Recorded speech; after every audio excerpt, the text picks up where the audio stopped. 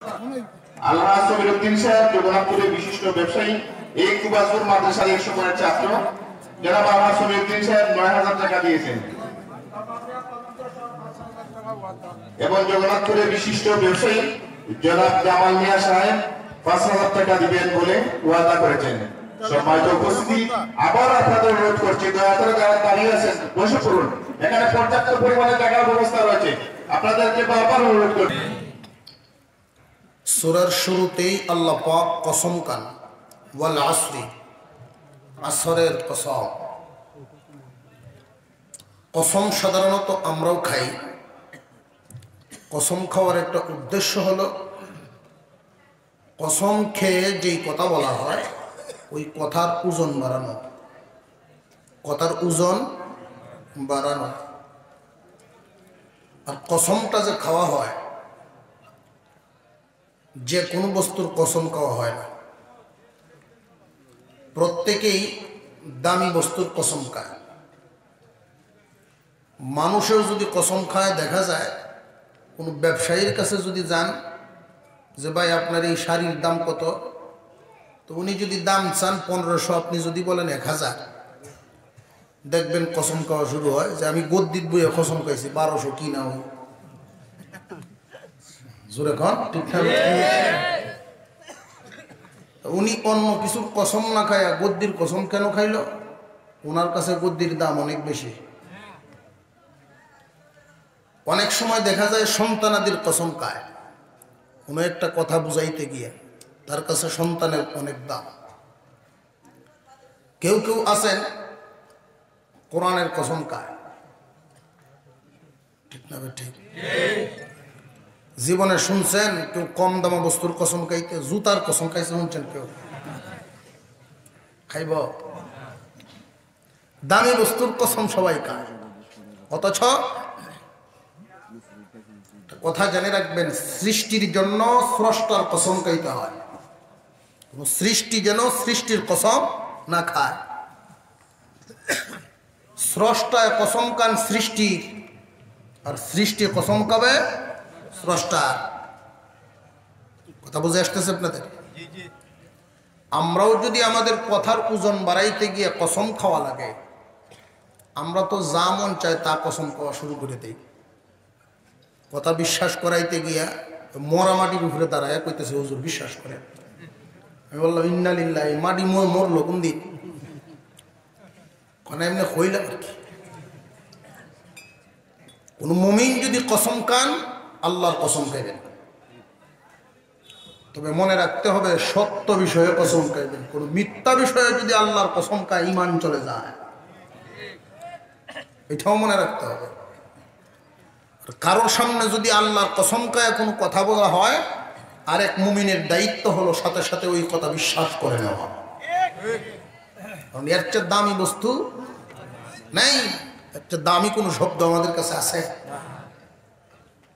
এবার গদ্দির কসমই খান, যে কোনো বস্তুর কসম খান, আল্লাহর চাইতে দামি নেই। এই জন্য মুমিনের দায়িত্ব, মুমিনের কাজ, কসম যদি খাইতে হয় আল্লাহর কসম খাও। সত্য বিষয়ে আল্লাহর কসম খাইলে অসুবিধা আছে, তবে মিথ্যা বিষয়ে খাইলে ঈমান চলে যায়। মনে থাকবে? আল্লাহ পাক এই সূরায় কিছু কথা বলতে গিয়ে তিনি প্রথমে কসম খাইলেন ওয়াল আসরি, আসরের কসম। আসরের কসম বলতে আল্লাহ পাক কি বুঝাইলেন? আসর একটা সময়, কাল বুঝাইছেন। আল্লাহ পাক যেহেতু সময়ের কসম খাইলেন, এটা বোঝা গেল সময়ের দাম আছে। আমরার কাছে না থাকতে পারে, আল্লাহর কাছে আছে। কথা বুঝে আসছে? আমরার কাছে অনেকের সময়ের দাম নাই। সময়কে যে দাম দেয় সে দামি হয়ে যায়। দুনিয়াদার বলেন, দিনদার বলেন। আমরা যারা দাঁড়ায় আছি, আল্লাহর ওয়াস্তে যদি বৈশা যাইতেন তাহলে ফায়দা হইতো। প্যান্ডেলের ভিতরে ঢুকবেন, সগীরা গুনাহ মাফ। প্যান্ডেলের ভিতরে ঢুকবেন, সগীরা গুনাহ মাফ। এখন দেখি কার সগীরা গুনাহ মাফ করানোর দরকার আছে। যদি উল্টা হয়ে যায় বুঝবাম যে সগীরা গুনাহ মাফ দরকার নেই। যদি দেখা যায় ঢুকতেছে সগীরা গুনাহ মাফ করানোর দরকার আছে। আল্লাহর কাছে সময়ের অনেক দাম। কিয়ামতের দিন আমাদেরকে 5টা প্রশ্ন করা হবে, এর মধ্যে একটা সময়ের। আপনাকে যে হায়াত দেওয়া হলো, এই হায়াতের হিসাব দিতে হবে কোন জায়গায় কতটুকুন সময় ব্যয় করছেন। আমাদের মধ্যে বেশিরভাগ সময় বলতে হবে সাত দুহামদিসি। মসজিদে দেখবেন কি পরিমাণ সময় দেই, মসজিদের বাহিরে কি পরিমাণ সময়। মসজিদের ভিতরে দেখবেন যদি 8টায় নামাজ হয় আর 1 মিনিট শুধু কাটাটা লড়ে, যেই দেখবেন কুদানি শুরু, ইমাম সাহেব সময়ের দাম না, ঘরের বসে খাইতে শুরু হয়ে যায়। আর এই মানুষগুলোই যখন চায়ের দোকানে যায় ঘন্টাকে ঘন্টা সময় নষ্ট করে দেয়। আল্লাহর দেওয়া হায়াত হয়তো দুনিয়ার জন্য ব্যয় করবেন আর না হয় আখিরাতের জন্য ব্যয় করবেন। চায়ের দোকানে যে সময়টা ব্যয় হয় এটা না দুনিয়া না আখিরাতে। কথা বুঝে আসতেছে আপনাদের? চায়ের দোকানগুলো তো ছোটখাটো সংসদ ভবন, এখানে বুদ্ধিজীবী পাওয়া যায়, এরপরে রাজনীতিবিদ, ছোটখাটো বিজ্ঞানী। এখানে গিয়া যদি কোনো কথা আপনি উঠাইয়া দিতে পারেন, আপনার আর কিছু করতে হইব না, তার ওই দুমা সুরায় ছেড়ে দিব একদম। এইখানে যত অকর্মা মানুষ, আমি অর্থ খুঁজে বের করছি, এই মানুষগুলো একটারও তার ঘরে বিবি বাচ্চার কাছে দাম নেই। যদি দামি মানুষ হইতো এখানে সময় দেওয়ার টাইম পাইল কই? কম দামা মানুষ। মুসলমান ইমানদার ভাইরা আমার, আল্লাহ পাক রব্বুল আলামিন সময়ের কসম খায়া সময়ের দাম বুঝায় দিলেন। সময় একটা দামি বস্তু। দিনদার বলেন দুনিয়াদার বলেন, যেই সময়কে দাম দিবে আল্লাহ পাক তার দাম বাড়ায়া দিবেন। কোন একজন ব্যবসায়ী যদি সময়কে দাম দেয় অন্যান্য ব্যবসায়ীর তুলনায় সে দামি হবে। কোন একজন ছাত্র যদি সময়কে দাম দেয় অন্যান্য ছাত্রের তুলনায় সে লাভবান হবে। কোন একজন দিনদার উনি যদি সময়কে দাম দেন তাহলে তার টার্গেটে উনি পৌঁছতে পারবেন। সময় এমন একটা বস্তু, এই সময়কে যেই কাজে লাগাবে সেই কাজের হয়ে যাবে। এই জন্য একটা হাদিস আপনাদেরকে শোনাইলাম। আল্লাহর পয়গম্বর বলেন, ইকতানিম খামসান ক্বাবলা খামসিন শাবাবাকা ক্বাবলা হারামিক।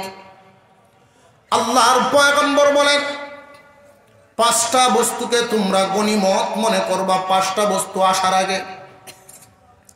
এই পৃথিবীর জমিনে এই 5টা বস্তুর সম্মুখীন সবাই মোটামুটি হয়ে যায়। আল্লাহর নবী বলেন, 1 নম্বরে যৌবনকালকে তোমরা গনিমত মনে করবা বার্ধক্য আসার আগে। একজন মানুষ যদি এই পৃথিবীর জমিনে কিছুদিন বেঁচে থাকেন, হায়াত যদি লম্বা হয়, বার্ধক্য আসবে না আসবে না?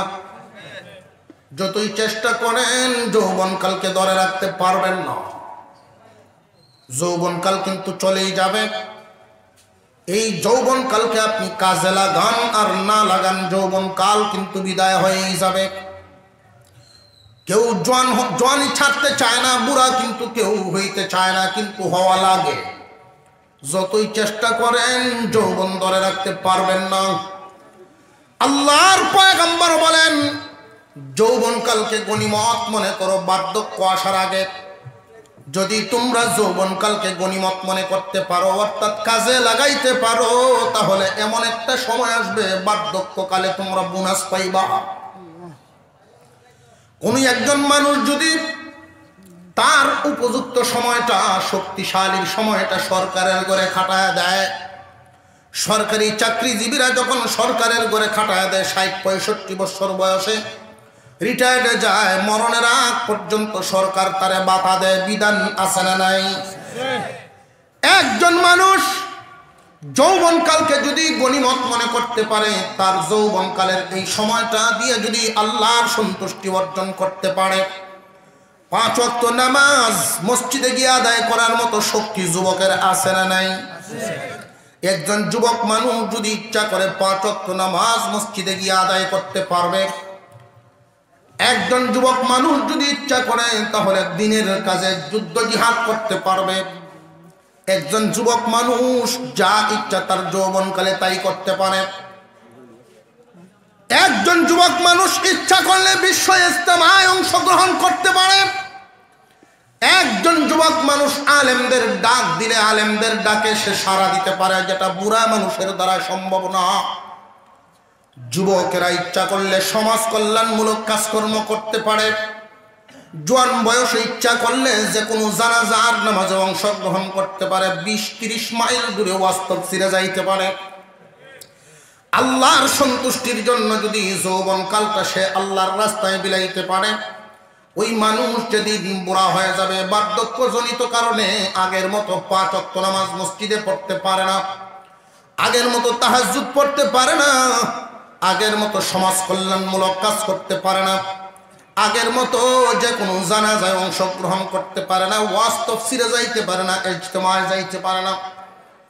বার্ধক্যজনিত কারণে, দুর্বল হওয়ার কারণে লোকটা ঘরে বসে বসে আফসোস করে, হায়রে এমন একটা সময় ছিল যে কোনো ইবাদতে অংশগ্রহণ করতাম, বুড়া হওয়ার কারণে এখন তো আর পারি না।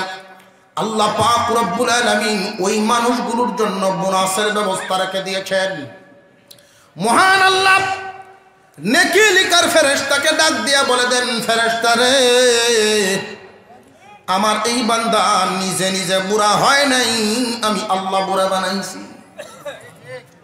সে জোয়ান থাকাকালীন যেইভাবে নেকের কাজে অংশগ্রহণ করত, আর তুমি যেইভাবে তার আমল নামায় নেকের কাজ লিখতে থাকতা, নেক আমল লিখতা, কলম থামায়ও না, মৃত্যুর আগ পর্যন্ত নেকি শুধু লিখাই যাইতে থাক। শাবাবাকা ক্বাবলা হারামিক, যৌবনকালকে গনিমত মনে করো বার্ধক্য আসার আগে। কিন্তু বেশিরভাগ মানুষ খুব ভালো করে বুঝেন যৌবনকালকে কাজে লাগায় না। মুসলমান শতকরা 10 ভাগও নামাজি পাওয়া যায় না। এই শতকরা 10 ভাগ নামাজির মধ্যে 5 ভাগই হলো চিরা টাকার মতো অকেজু অচল। হুজুর এইটা কেমনে বাইর করতাম নি, বাইর করি। মসজিদের দান বাক্সের মধ্যে, বিশেষ করে শহরে তো বেশি পাওয়া যায়। আমার মসজিদে 7 তলার দান বাক্স যখন সবাই সে এক জায়গায় জমে, কিছু টাকা এমন পাওয়া যায় যে চিরা টাকা, চিরা কোনো দোকানে চলতো না।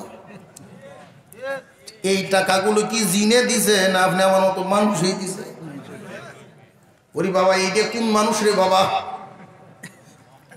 কোন দোকানেই চলে না। তখন ফহের তৈছে যা এমন জায়গায় চালাইমু যেখান থেকে ফিরত আইতো না, দান বাক্স দিলাইছে। কয় হুজুর আল্লাহর রাস্তায় কুরবানি দিলে নাকি শখের জিনিস দেওয়া লাগে? বলে হ, 14-15 বছর পর্যন্ত হাল বাইছি এমন গরু দিয়ে, এখন আর হালে চলে না, খুব শখের গরু, এটা কুরবানি দিলাইমু।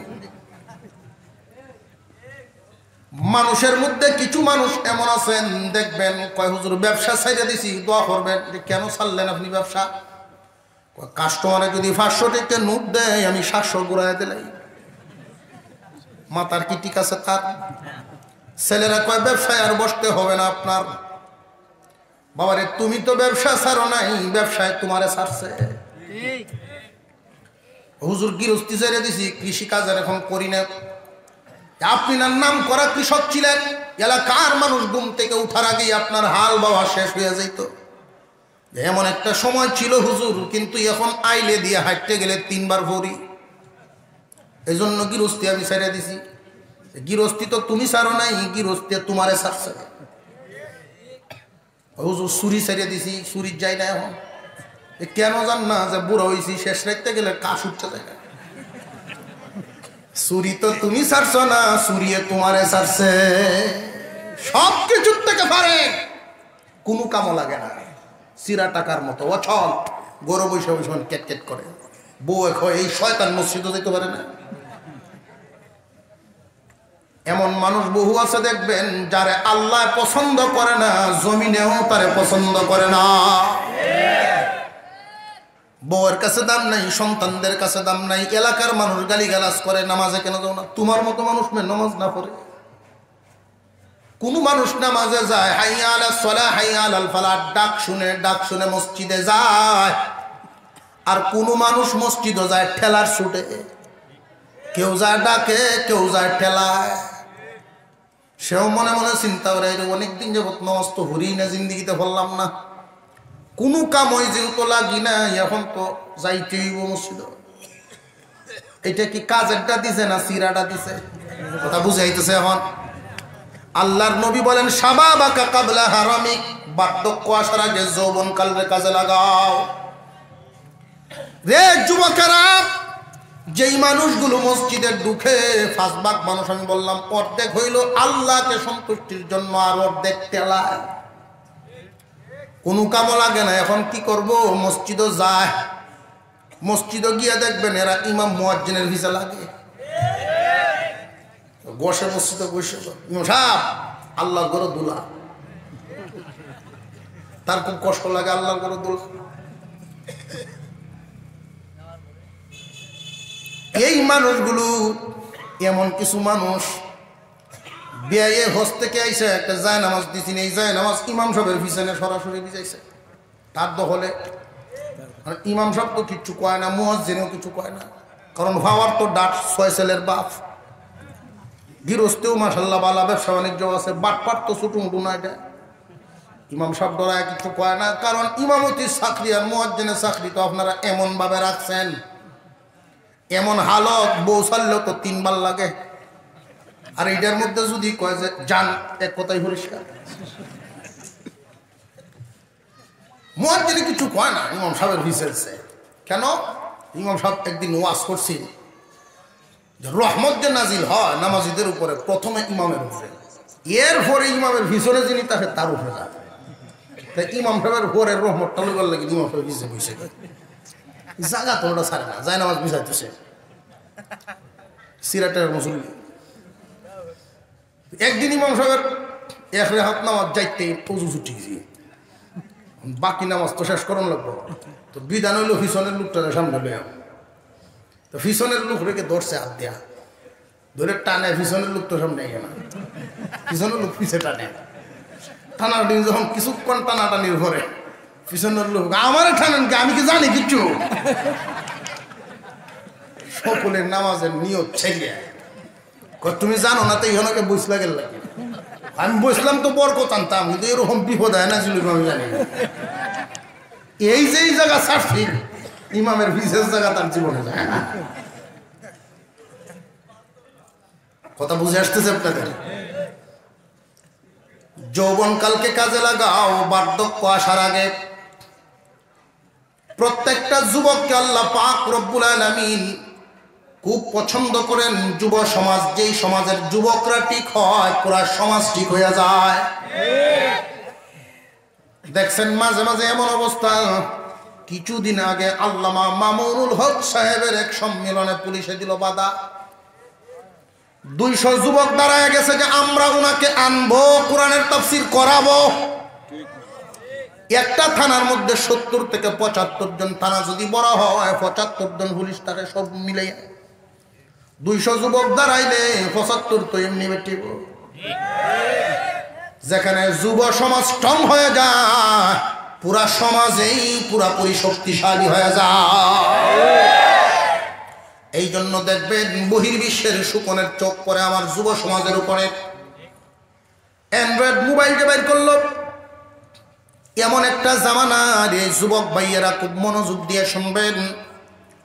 এই জামানার কোন যুবক যদি শুধু গুনাহ ছেড়ে দিতে পারে, তাহলে পূর্বের জামানার আব্দুল কাদের জিলানীর মতো ওলিদের সাথে নাম লেখাইতে পারবো। কারণ আগে তো গুনার বাজারে এত সস্তা ছিল না, এখন যত সস্তা। গুনাহ করা কি কঠিন না সহজ?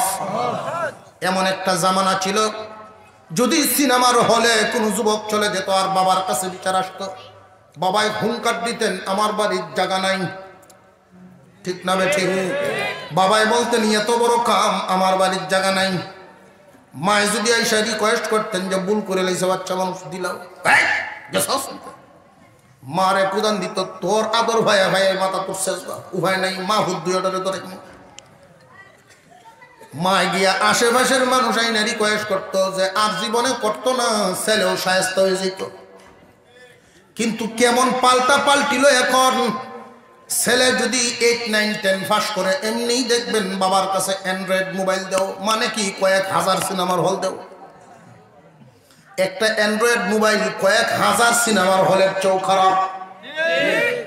অ্যান্ড্রয়েড মোবাইলগুলো যুব সমাজকে ধ্বংস করার জন্য এটা একটা হাতিয়ার। বিজ্ঞান যত জিনিস আবিষ্কার করে ভালো সাইড থাকে, খারাপ সাইডও থাকে। রে যুবক, জেনে রাখবেন অ্যান্ড্রয়েড একটা মোবাইল দিয়ে আপনি অনেক ভালো কাজ করতে পারবেন, আবার খারাপও করতে পারবেন। তুলনামূলক যদি জরিপ করা হয় ভালোর চাইতে খারাপই বেশি হয়। যদি আপনি যুবক মনে করেন যে আপনার দ্বারা অ্যান্ড্রয়েড মোবাইল যখন আপনার কাছে আসে কন্ট্রোল করতে পারেন না নিজেকে, গুনার কাজ আপনার জন্য হইয়া যায়, তাহলে তোমার দ্বারা অ্যান্ড্রয়েড মোবাইল ব্যবহার করাই হারাম। যৌবনকালকে গনিমত মনে করো। আল্লাহ পাক তোমার এমন একটা নিয়ামত দান করেছেন, মহান মাওলাই করিম এমন একটা নিয়ামত দান করেছেন, যৌবন নামক নিয়ামত। এই নিয়ামতটাকে যারা ধরে রাখতে পারবে, অন্যায়ভাবে যারা চরিত্র নষ্ট করবে না, অন্যায়ভাবে বলতে কোন কোন পথে ব্যয় করবে না, এটা সব রাস্তা তো আর বলা যাবে না, আমি শুধু ন্যায় রাস্তাটা বলিয়া দেই। ন্যায় রাস্তা হলো মানুষের জৈবিক চাহিদা পূরণ করার জন্য। ন্যায় রাস্তা হলো হালাল বিবাহের মাধ্যমে, যেই রাস্তাটা এটাই হলো ন্যায় রাস্তা।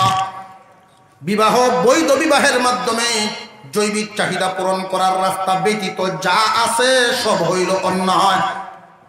এখন অন্যায় কি কওয়া লাগবো না ন্যায়টা কইছি এতেই বোঝা গেল বাকি সব? কথা বুঝে আসছে? বৈধ রাস্তা কয়টা? আরো জোরে কন। বৈধ রাস্তা একটা, অবৈধ রাস্তা বাকি সব। কোন যুবক যুবতী যদি তার যৌবনকে ধরে রাখতে পারে, যৌবন মানুষের কাছে আসার পরে শয়তানে বিভিন্নভাবে ধোঁকা দিবে। যদি নিজেকে কন্ট্রোল করে রাখতে পারে, আল্লাহ তাকে দুইটা নিয়ামত দেন, দুনিয়াতে দিবেন একটা, আখিরাতে দিবেন একটা। এই দুনিয়ার জমিনের নিয়ামত, এই যুবক যুবতী আল্লাহর কাছে যত দোয়া করবে সমস্ত দোয়া কবুল হবে। দুনিয়ার জমিন থেকে বিদায় হয়ে গেলে আল্লাহ পাক রব্বুল আলামিন তাকে যেই নিয়ামতটা দিবেন, অন্যান্য গুনার কারণে যদি শিকল লাগায় তারে জাহান্নামে নিতে থাকে, মহান আল্লাহ বলবেন ফেরেশতা আমার বান্দা বান্দিকে ছেড়ে দাও। যৌবন নামক আগুন তারে দিছিলাম, ওই আগুনে তারা জ্বালাতে পারে নাই, আমি আল্লাহ আজকে তারে সম্মান দিব, জাহান্নামের আগুনে জ্বালাইব না। আল্লাহর আরশের ছায়া তলে জায়গা দিবেন রে ভাই। অ্যান্ড্রয়েড মোবাইলের কারণে হাজার হাজার যুবক আজকে চরিত্র নষ্ট করিয়া দেয়। আল্লাহ পাক রব্বুল আলামিন যুবকদেরকে বড় পছন্দ করেন। কোন যুবক যদি সেজদা দেন, যুবকের নাকের গরম শ্বাসটা মাওলার কুদরতি পায়ে লাগার সাথে সাথেই মহান আল্লাহ এই যুবককে আল্লাহর খুব কাছে টাইনা নেন, কাছে টাইনা নেন। এমন টাইমে নামাজে গেলা যেই টাইমে তোমার আর কোনো কাজ করার নাই। না না, তুমি নামাজি বালেগ হওয়ার পরে তো তোমার উপরে নামাজ ফরজ হয়ে গেল। তুমি জীবনের সব সময় অন্য লাইনে ব্যয় করিয়া তুমি এমন টাইমে মসজিদে গেলা, ফেরেশতারাও তোমার লইয়া আসবো। কথা বুঝে আসতেছে? আল্লাহর নবী বলেন শাবাবাকা ক্বাবলা হারামিক, বার্ধক্য আসার আগেই যৌবনকালে তুমি কাজে লাগাও। রে যুব সমাজ, তোমরা যদি তোমাদের এই সময়টারে কাজে লাগায় দিতে পারো, বুড়া হয়ে গেলে তোমরা বসিয়া বসিয়া বোনাস পাইবা। তখন তোমার এত ইবাদত করার শক্তি সামর্থ্য থাকবে না, না করিয়াও পাইবা। সিহহাতাকা ক্বাবলা সাকামিক, সুস্থতাকে গনিমত মনে করো অসুস্থ হওয়ার আগে। সুস্থতা এত বড় এক নিয়ামত, অসুস্থ না হইলে সুস্থতা নিয়ামতের কদর বোঝা যায় না। আল্লাহ পাক রব্বুল আলামিন যদি দেখা যায় আপনাকে 20 কোটি টাকার মালিক বানাইছেন, কিন্তু এমন এক সন্তান দিছেন চক্ষু নেই, চোখ যদি বন্ধ হয়, তাহলে এর চাইতে দুঃখ আর কি আছে বলেন? আল্লাহ পাক রব্বুল আলামিন এমন মানুষ দেখছি এমএ পাস কিন্তু বাসে ভিক্ষা করে। এমএ পাস করলো এরপরেও ভিক্ষা করে কেন? অনেক বড় এক ফ্যাক্টরিতে উনি চাকরি করতেন, মোটা অঙ্কের বেতন পাইতেন। হঠাৎ করে ঘুম থেকে উঠলেন, আর চোখে কিছুই দেখেন না। ডাক্তারের কাছে নেওয়া হলো। ডাক্তার বলেন বাংলাদেশে এই চিকিৎসা হবে না, যদি লন্ডন নিতে পারেন তাহলে হয়তো চিকিৎসা হইতে পারে। বাড়িঘর যা কিছু ছিল সব কিছু বিক্রি করে তাকে সেখানেই পাঠানো হলো। ওইখানের ডাক্তাররা পরীক্ষা নিরীক্ষা করে বলল, ভাইজান আমরা সকল চেষ্টা করলাম কিন্তু এমন একটা বস্তুই নষ্ট হয়েছে যেটা একমাত্র সৃষ্টিকর্তা ছাড়া দেওয়ার ক্ষমতা কারণ না। এই অবস্থায় ফিরে আসলো, এখন ভিক্ষা করা লাগে। সুস্থতা কত বড় নিয়ামত! মহান মাওলাই করিম এই যে একটা সুস্থ বডি দিছেন, এই বডিটার কত দাম আল্লাহর কাছে। তোমার প্রত্যেকটা অঙ্গের আল্লাহর কাছে দাম আছে, তোমার নিজের কাছেও দাম আছে, এটার শুকর আদায় করা। 3 নম্বরে গানাকা ক্বাবলা ফাকরিক, দনিত্বকে গনিমত মনে করো ফকিরি আসার আগে। আমরা এখানে যারা আছি কি মনে করেন যার কাছে যে সম্পদ আছে এটা চিরদিন থাকবে এই গ্যারান্টি কেউ দিতে পারবে? আল্লাহর প্রতি যাদের বিশ্বাস, যারা ইমানদার, তারা দিতে পারবে। আর যাদের ইমানে দুর্বলতা আছে এরা আবার ভাববে, এরা ভাববে। ইমানের প্রতি যাদের পরিপূর্ণ ইমানদার বিশ্বাসী, ওরা বলবে যে না, সকালবেলার ধনী ফকির সন্ধ্যাবেলা, আল্লাহ সবকিছুর মালিক। অনেকে মনে করে বুদ্ধি ছাড়া ধন কামানো যায় না, সম্পদ কামানো যায় না। সম্পদশালী হলে শিক্ষিত হওয়া লাগে, যে না সম্পদ দেওয়ার মালিক আল্লাহ। সন্দেহ আছে, বোঝা যায় আপনাদের? সম্পদ দেওয়ার মালিক কে? আল্লাহ। অনেক BA pass, degree pass, CNG চালায় টাউন, আর অনেক 8 পাস শিল্পপতি হয়ে বেরিয়েছে, আছে না নাই? বুদ্ধি থাকলে হয় না শুধু। গ্রাম এলাকায় অনেক বুদ্ধিমান এমন হওয়া যায়, পড়াশোনা নাই কিন্তু বুদ্ধি বড় বেতালা, আরেক গ্রামও গেছে, নিজের বুদ্ধি আরেক গাঁও গেছে, এমন আছে না মাতব্বর? এরকম এক মাতব্বর কোর্টে একবার গেছে, মামলার সাক্ষী হয়েছে। উকিল সাহেবের চিন্তা হইল কোনো মামলাকে যদি দুর্বল করা লাগে সাক্ষী দুর্বল করতে হইব। সাক্ষীটারে এমনভাবে ফেসায় ধরবো, সাক্ষী যদি দুর্বল হয় মামলা দুর্বল। সাক্ষীরে জিজ্ঞাসা করে আপনার বাড়ি কই? আমার বাড়ি কুয়াশপুর। জগন্নাথপুর হইয়া ওই সুনামগঞ্জ আসছেন, আপনার বাড়ি থেকে এই পর্যন্ত আসতে কয় ঘন্টা সময় লাগে? গ্রাম্য মাতাব্বর কয় 2 জাতের রাস্তা আছে, ফানি দেওয়া মন যায়, গাড়ি দেওয়া মন যায়। নৌকাও আছে, গাড়িও আছে, কোনটার হিসাব দিতা? জজ সাপ করি বাবা, সাইজে জজ সাপ। কারণ অনেক সাক্ষী আছে উকিলের সামনে বলে কাফনি শুরু করে ভয়ে, এবারে যে জবটা দিছে জবাব, এই জবাবে তো জজ সাপ তাকাইছে তার থেকে। উকিল দেন নৌকার হিসাবটাই দেন। কুয়াশপুর থেকে সুনামগঞ্জ গেলে কয় ঘন্টা সময় লাগে নৌকায়?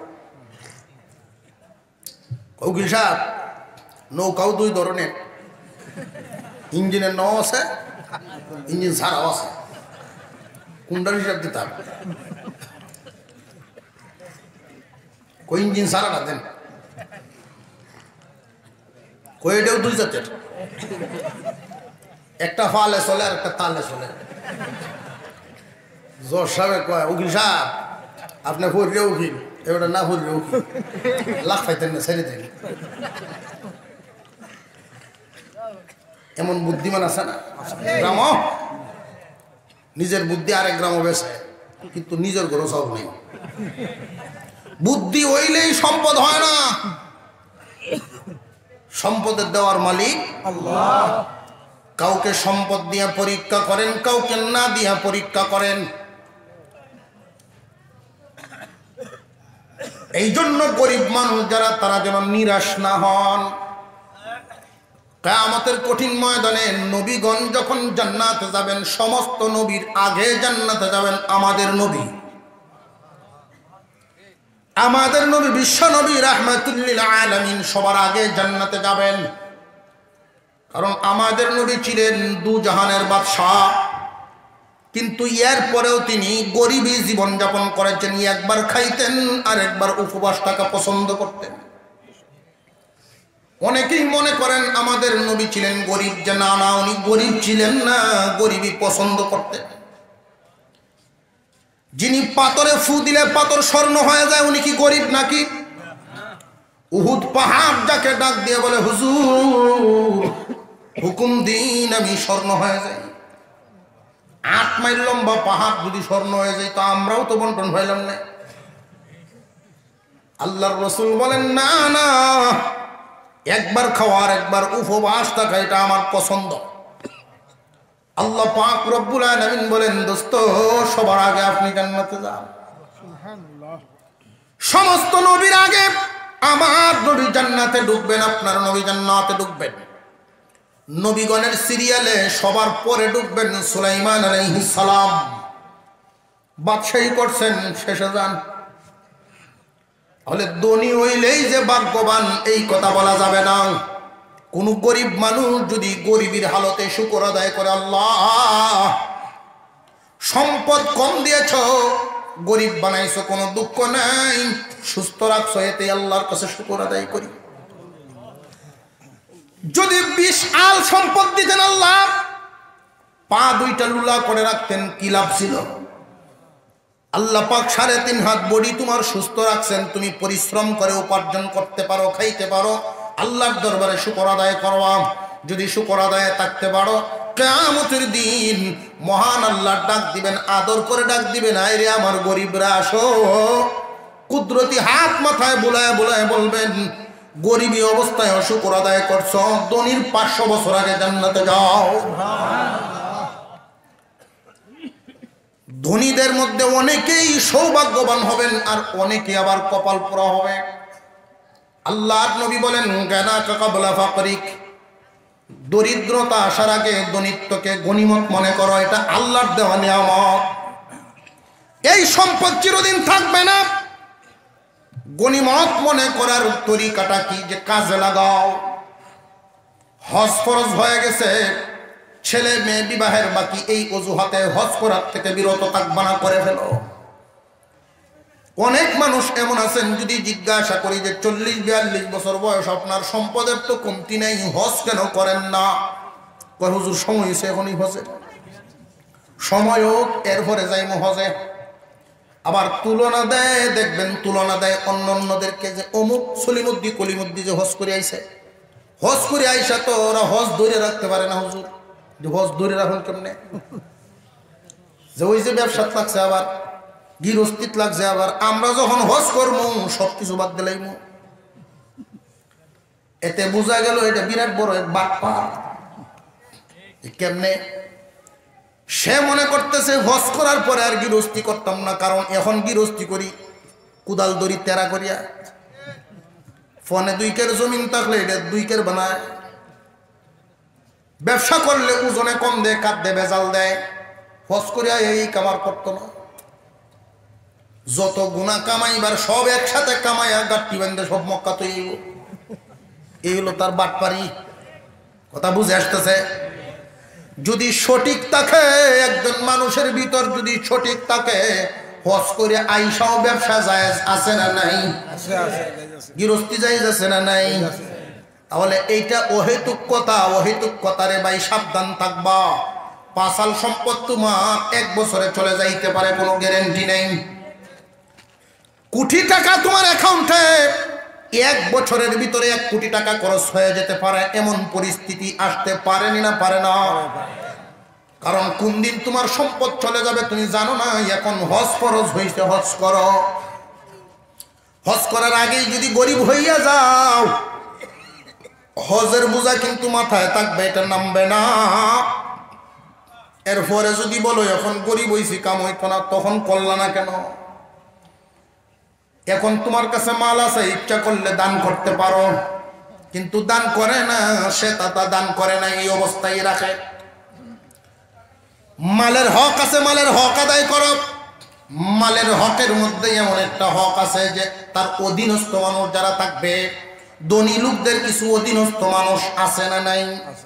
যেমন কর্মচারী, এদের সাথে এমন আচরণ করতে হবে যেন ওরা দিল থেকে মালিকের জন্য দোয়া দেয়।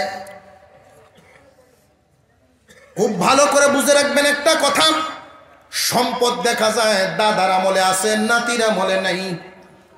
কারণ কি জানেননি? প্রত্যেকটা বস্তুর রুহু আছে, রুহু। এই যে কাপড় চোপড় আমরা ব্যবহার করি, আমরা মনে করি এগুলোর রুহু নাই, কিন্তু এগুলোর রুহু আছে। যে রুহু তাকে কতক্ষণ ব্যবহারের যোগ্য আছে, যতক্ষণ ব্যবহারের যোগ্য যখন তাকে না, বুঝবেন এটার আর রুহু নেই।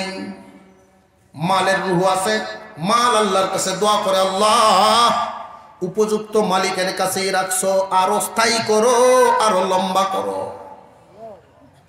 আর যদি মাল আল্লাহর কাছে দরখাস্ত করে, আল্লাহ জালিমের হাত বদল করো, এই জালিমের কারণে তোমার অন্যান্য সৃষ্টির কষ্ট হয়। এই জালিম কারা?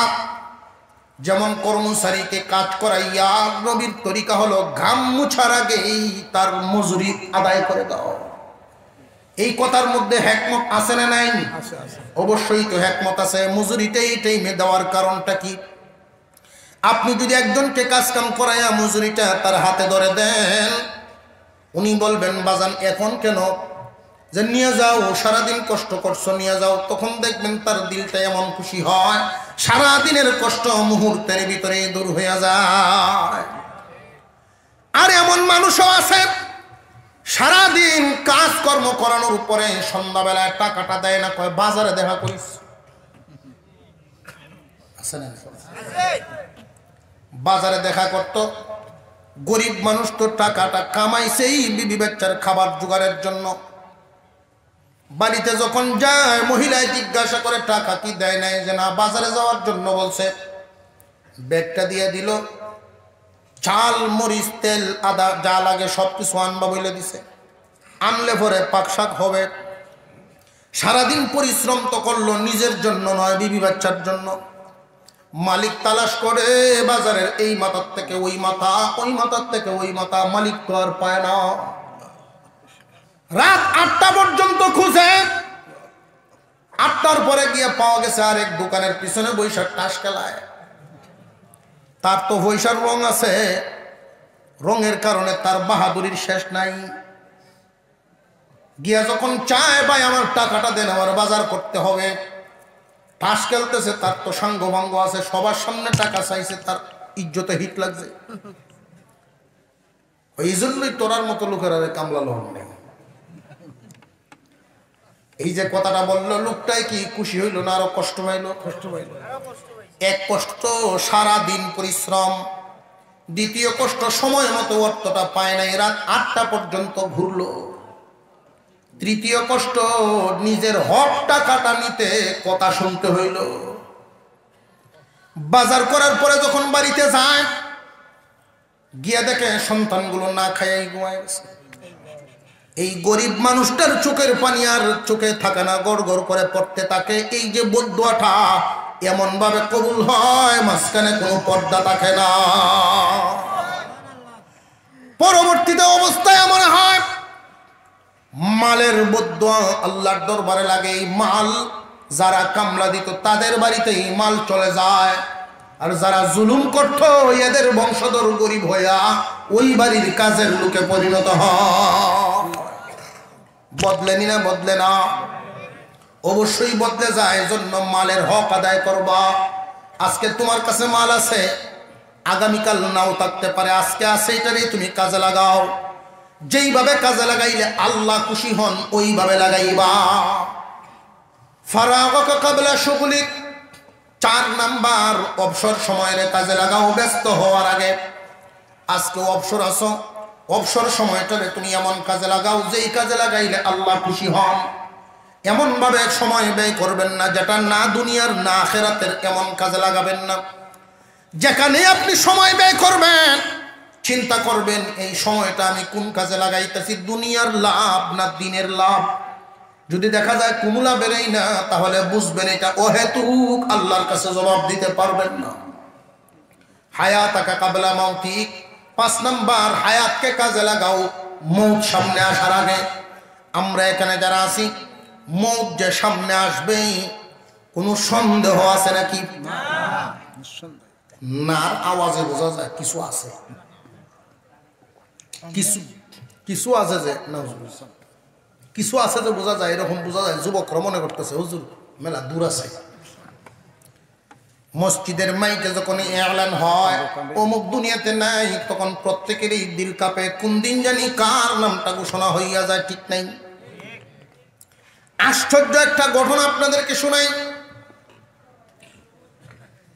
আমি এক মসজিদে জুমার নামাজ পড়াইতাম ঢাকা যাওয়ার আগে। আমার এলাকা বাজার মসজিদ, বাজার মসজিদের সভাপতি যিনি, বাজারের সভাপতি উনি, কাপড়ের বিরাট দোকান। এই দোকানের মধ্যে এক লোক আসছে কাফনের কাপড় নেওয়ার জন্য।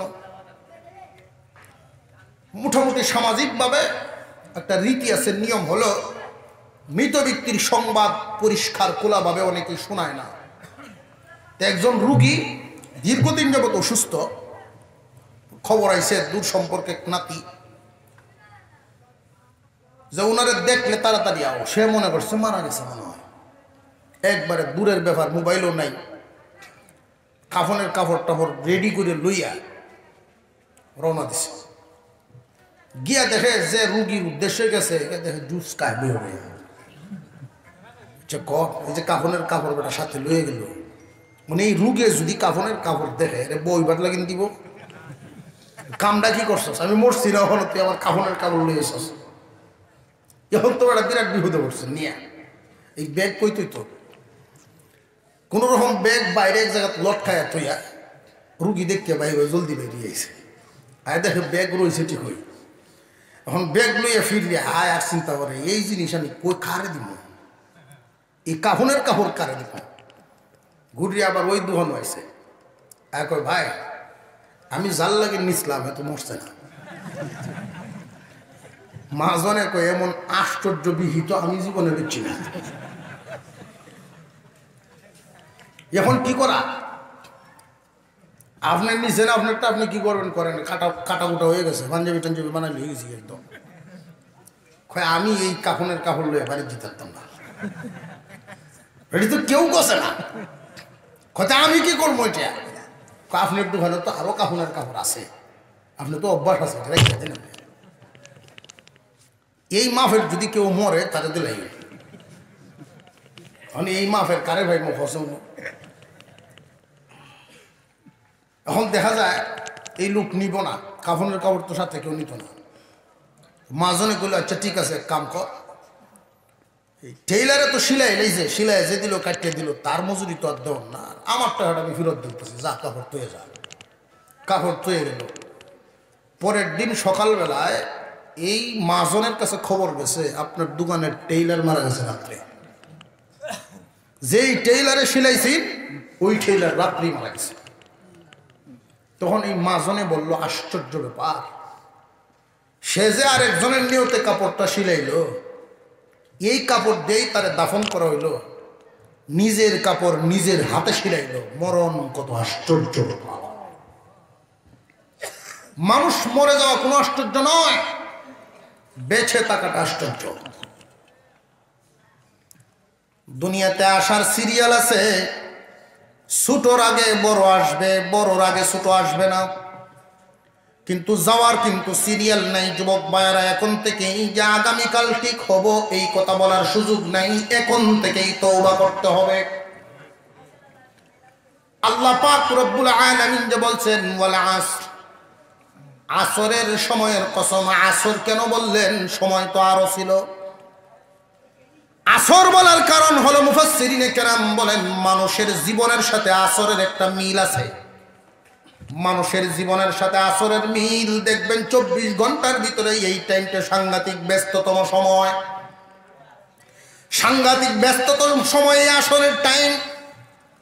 একজন ব্যবসায়ী সারা দিনে যেই পরিমাণ বেচা কেনা করেন, এর চাইতে বেশি বেচা কেনা এই টাইমে করতে পারেন। আমরা একজন শেখ সাহেব ছিলেন, ওনার এক মুরিদ আইছেন ব্যবসায়ী, হুজুর আপনি যে বলছেন 5 ওয়াক্ত নামাজ পড়ার জন্য, আসরের নামাজ খুব বেকায়দা আমার জন্য। কেমন বেকায়দা? আমি পেঁয়াজ রসুন আদা মরিচের ব্যবসা করি, এই টাইমে কাস্টমার খুব বেশি আইয়ে, আমারে আপনি একটু সুযোগ দেন, আসরের নামাজটা যেন মাগরিবের সাথে পড়তাম পারি। হুজুর বলছেন এই টাইমে যদি কাস্টমার তোর বেশি আইয়ে, মানলাম ছুটি নিতে আইসস, তোর যদি এই সময় বাথরুমে ধরে তোর কি করবে? হুজুরতে তো যাওয়ানি লাগবে, ওই এর চাইতে আরো বেশি জরুরি আল্লাহর ডাকে নামাজে যা। হুজুর বুঝছেন, ঠিক বুঝছেন। ব্যবসায়ীর জন্য কাস্টমার এই টাইমে কম না বেশি? এই টাইমটার মধ্যে দেখবেন মহিলা মা বোনরাও অনেক ব্যস্ত,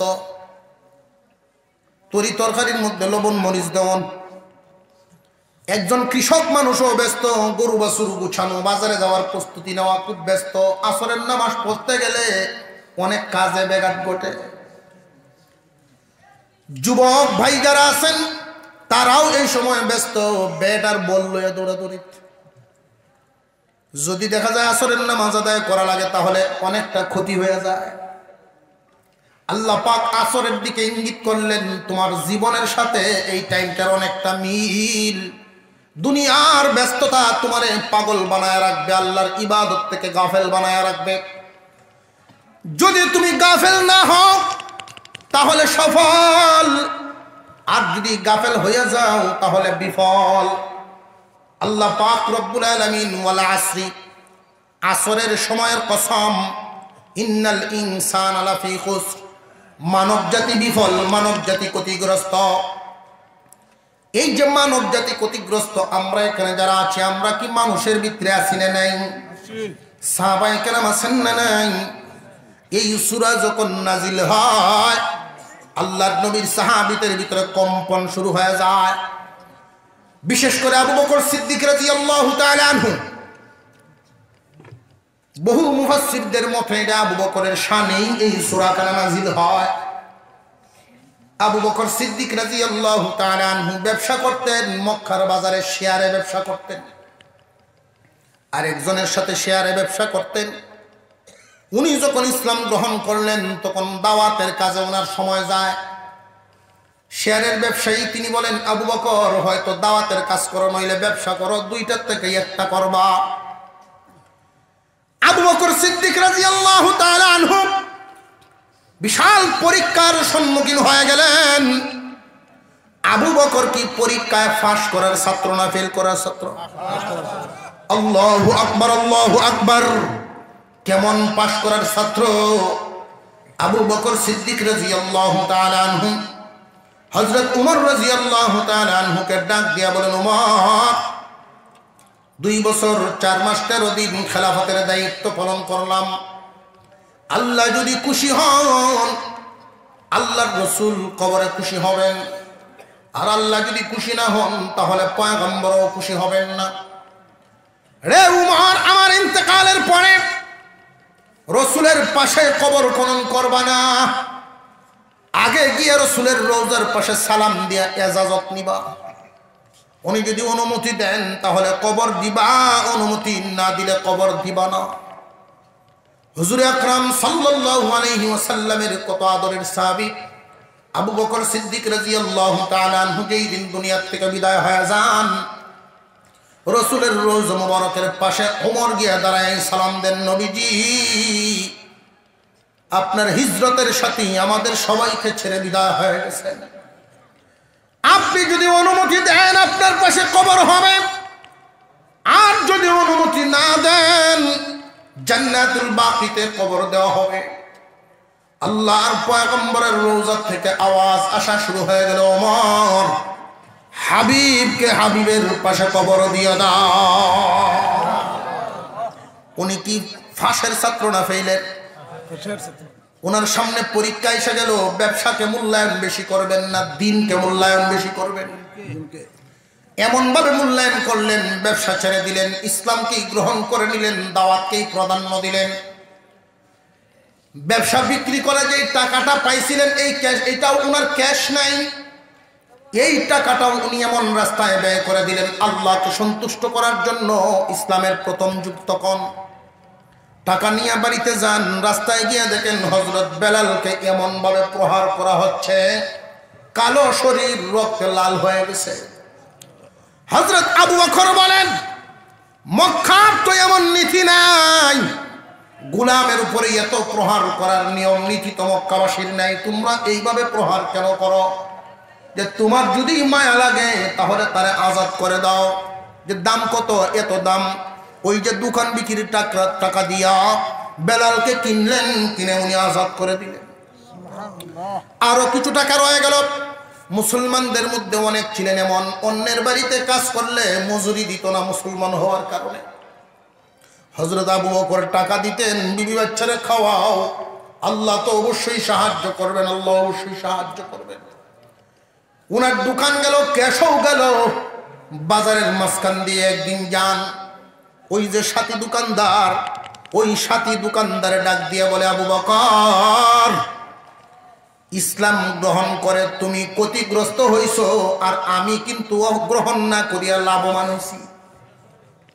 তুমি দাওয়াতের কাজ করে ইসলাম গ্রহণ করে তুমি ক্ষতিগ্রস্ত হয়ে গেছো, দোকান হারাইছো, সব হারাইলা।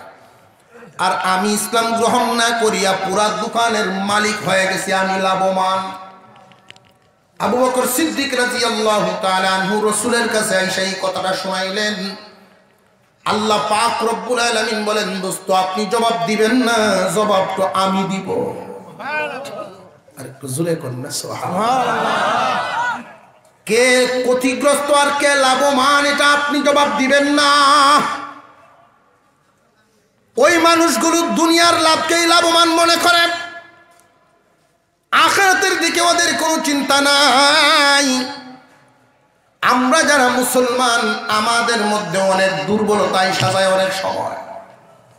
কোনো বাবার যদি দুইটা ছেলে থাকে, একটা ছেলে দেখা যায় বাংলাদেশের পড়া শেষ করে বিদেশি ডিগ্রি আইনা এমন এক চাকরি পাইছে, 3 লাখ টাকা বেতন, 7 লাখ টাকা উফরি আছে। উফরি বুঝছে? জিনে দেয়। আর আরেক ছেলে আছে, এটা কওমি মাদ্রাসাত পড়ছে, কিছুদিন হিফজখানায়ও পড়ছে, কিতাবখানায়ও পড়ছে, কাফিয়া সরেগামী পর্যন্ত। এরপরে আর পড়ে নাই, মহল্লার মসজিদে নামাজ আদায় করে, বাবার গৃহস্থিটা দেখাশোনা করে, বিয়ে শাদী করছে, এমন ভাবে চলতে পারে, কাউরে দিতে পারে না, কারোর কাছ থেকে চাওয়াও লাগে না, মোটামুটি ভালো। এদের বাবা যদি শিবগঞ্জ বাজারে যায়, তখন দুনিয়াদারদের চিন্তা হলো আগে বড়টা যেটা, ওইটার খবর লয়, যেটা বেশি লাভবান। তোমার ভূতের কি খবর? ছোট ভূত যেটা শিক্ষিত বানাইছো, কইও না আমার ভূত লাল। ভূত কি তৈছে বেটা লাল। ওর 1 মাসের ইনকাম দিয়ে আমি 3 বার হজ করতাম পারি। ভূতের 3 লাখ টাকা বেতন, আরো 7 লাখ ইনকাম অতিরিক্ত উফরি। 10 লাখ হলে 3 বার জন জানে হজ। আর ওই হজ তো ডাইরেক্ট কবল, মাথুর মাথি কবল না। আর বড়রা বরবাদ বাদ হয়েছে। আপনার ছোট ছেলে নামাজ পড়েনি, নামাজের সময় হয়েছে না, এখনো 3 লাখ বাপ হয়েছে, এখনো সময় হয়েছে না, বোঝা গেল বালেগেই হয়েছে না। দাড়ি টাড়ি রাখছে নি, সুন্নতি দাড়ি রাখছে, পারে না দাড়ি রাখি কি করতে হবে? একবার শেভ করলে 500 টাকা বিলাইয়ে, সপ্তাহে 3 বার শেভ করে। সিগারেট খায় বলে হক ইট কলার মতো দোয়া উড়ায়।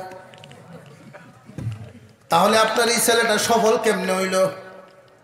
টাকা বেশি কামায়, বাবার নজরে সে সফল, কিন্তু আল্লাহর নজরে ওই মানুষটা যে 5 ওয়াক্ত নামাজ পড়ে, আল্লাহর হুকুম মানে, সে হইল সফল। কথাটা বুঝে আসতেছে আপনাদের? আবু বকর সিদ্দিক রাদিয়াল্লাহু তাআলা আনহু গিয়ে রাসূলের সামনে জিজ্ঞাসা করেন, নবীজি আসলে কি আমরা বিফল না আমরা সফল?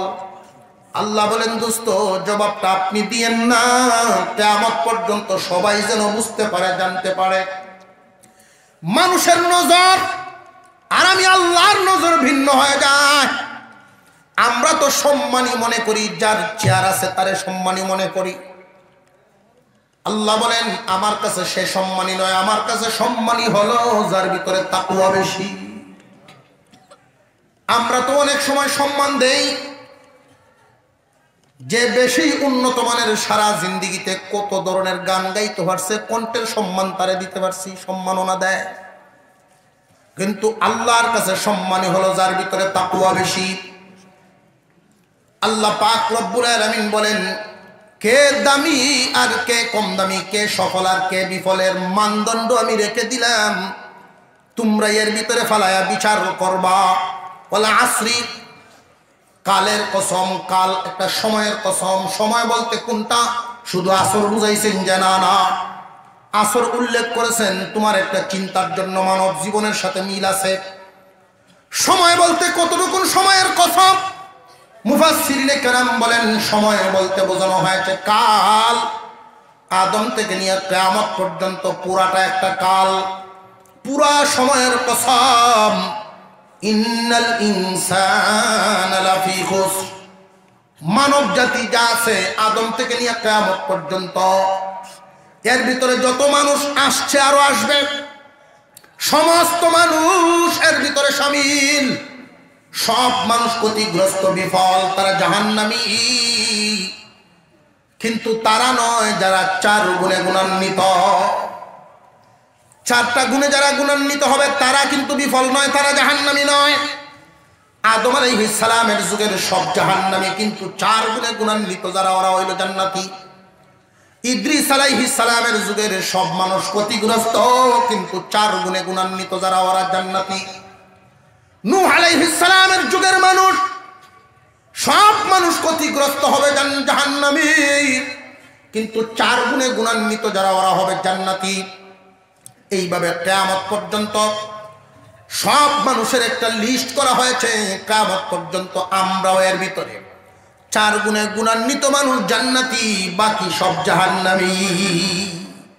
1 নম্বর ইল্লাল্লাযীনা আমানু, যারা ঈমান এনেছে, ওয়া আমিলুস সলিহাত, ঈমান আনার পরে নেক আমলে লাগছে।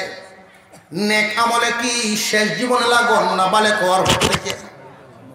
যারা গিয়া শেষ জীবনে লাগে ওরাও কিন্তু ক্ষতিগ্রস্তের শামিল। খুব মনে রাখবেন, বালেক হওয়ার পর থেকেই ঈমান আনার পরে আমলে লেগে গেছে নেক আমল। ওয়া তাওয়াসাউ বিল হক, 3 নাম্বার হকের পথে থাকবে, হক কথা বলবে। হকের পথে থাকতে, হক কথা বলতে, হকের দিকে ডাকলে সৎ কাজের আদেশ, অসৎ কাজে বাধা দেওয়ার গুণ যখন আসবে, এই 3 গুণে গুণান্বিত হওয়ার পরে কিন্তু তোমার উপরে বলা মুসিবত আসতে থাকবে। একজন মানুষ যখন হক কথা বলা শুরু করে দেয়, দেখবেন তার শত্রুর কোনো সীমা নাই। দেখেন না একজন হক কথা বলে তার বাধা কি পরিমাণ সামনে। হক কথা বললে বাধা আছে না নাই? হক কথা বললে, হকের পথে থাকলে বাধা আসবেই। এই জন্য আল্লাহ বলেন ওয়া তাওয়াসাউ বিস সবর। 4 নাম্বার গুণ হলো সবরের সাথে অটল থাকতে হবে। মামলা আসলেও হক ছাড়া যাবে না, মামলা আসলেও আমল ছাড়া যাবে না, বিপদ আসলেও ঈমান ছাড়া যাবে না। ঈমানদার, আমলদার, হক পথে থাকনেওয়ালা, সবরের সাথে অটল থাকতে হবে। 4টা গুণ তুমি রাখবা। যদি একজন মানুষ হক কথা বলার কারণে দেশের এলাকার মানুষ তোমার বিপদে ফেলায় দেয়, এরপরেও কিন্তু তুমি বিপদ এড়ায়া চলবা। বিপদে পড়লে বিপদে পড়বা, তবু হক রাস্তা ছাড়বা না। মনে রাখতে হবে, হকের পথে থাকতে হবে। আমাদের সারা জীবন হকের পথে চলতে হবে। হকের পথে চলতে গিয়া যদি জীবন চলে যায়, আল্লাহর সামনে দেখাতে পারবো এই জীবনটা তোমার রাস্তায় কুরবানি করে দিয়েছে। আল্লাহ যেন আমাদেরকে আমলের তৌফিক দেন, বলুন আমিন। আরো জোরে বলেন আমিন। আমি সকলের কাছে দোয়া চাই, আপনারা আমার জন্য দোয়া করবেন, আমিও আপনাদের জন্য দোয়া করি। কারণ আমি তো আপনাদের কাছে দোয়া পাই, আপনারাও আমার কাছে পান।